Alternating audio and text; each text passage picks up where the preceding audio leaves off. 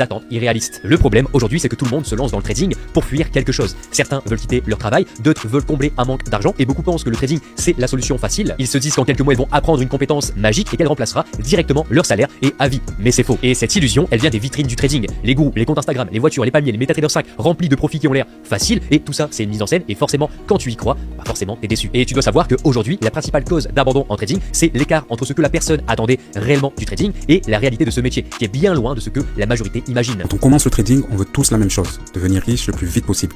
On se fait des films, on a des attentes complètement déconnectées de la réalité et ce qu'on ne vous dit pas, c'est que même faire 50% par an avec un risque maîtrisé, c'est déjà énorme. Le problème, c'est que les débutants veulent aller trop vite. Ils pensent pouvoir faire 10% par mois, ils prennent des risques absurdes, ils surdimensionnent leur position et quand le marché se retourne, ce qui arrive toujours, c'est la claque. Des pertes énormes, panique, abandon de la position, changement de stratégie. Alors que souvent, le vrai problème, ce n'était pas la stratégie, c'est juste la gestion du risque qui était inexistante. Soyons clairs, si tu veux faire du trading pour devenir riche rapidement, oublie, c'est pas le métier qui va te rendre riche en 6 mois. Loin de là. Et si tu veux en vivre vraiment, il va te falloir un capital important.